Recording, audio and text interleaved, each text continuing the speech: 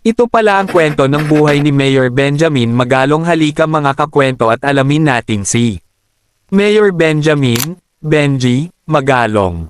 Si Mayor Benjamin Magalong ay halos 38 taon naging pulis bago siya pumasok sa politika. Ipinanganak at lumaki siya sa Baguio City. Nakilala siya sa buong bansa bilang isang matino at tapat na general ng pulis bago siya naging alkalde ng Baguio noong 2019.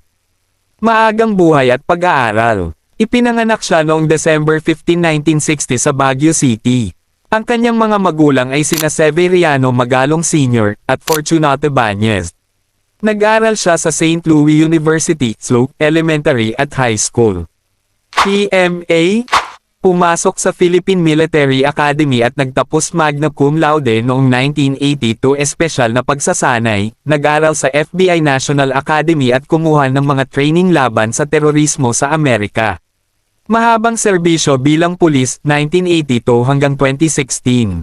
Nagsilbi siya sa Philippine Constabulary at PNP sa loob ng 38 taon at nagretiro bilang 3 bituing general. Unang destino, Abra at Agusan del Norte. SAF, pinamunuan ng Special Action Force mula 1997 hanggang 2001. Mahahalagang pangyayari. 2005 Bikutan Siege, pinamunuan niya ang operasyon laban sa riot sa kulungan sa Camp Bagong Diwa. Halos mamatay siya dahil tinamaan ng bala ang kanyang helmet. 2015 Mamasapano, siya ang namuno sa investigasyon sa pagkamatay ng 44 na SAF. Hindi niya pinalusot kahit matataas na opisyal ng gobyerno. Pagretiro, ika-15 ng Disyembre taong 2016, ika-56 na kaarawan niya, may mahigit 160 medalya at parangal. Buhay sa politika bilang alkalde ng Baguio, 2019 na kasalukuyan. Baguhan sa politika, tumakbo siya bilang alkalde na may panawagang malinis at tapat na pamamahala. 2019, nanalo siya bilang mayor ng Baguio.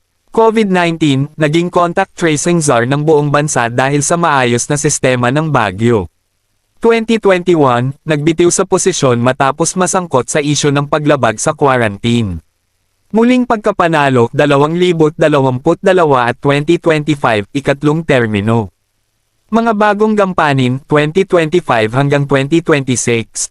Setyembre taong 2025, itinalaga siya ni Pangulong Marcos Jr. sa isang komisyon para mag-imbestiga ng mga proyekto sa flood control. 2026, patuloy siyang alkalde ng Baguio, nakatuon sa kalikasan, kaayusan ng lungsod, at maayos na pamumuhay. Personal na buhay. Asawa, Arlene Seneo Magalong.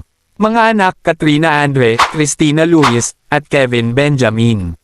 Nagustuhan nyo ba ang ating video mga kakwento? Bigyan mo naman ako ng isang like dyan at e-comment mo na rin dyan sa baba kung saan lugar ka para alam ko kung saan nakarating ang ating video. Salamat!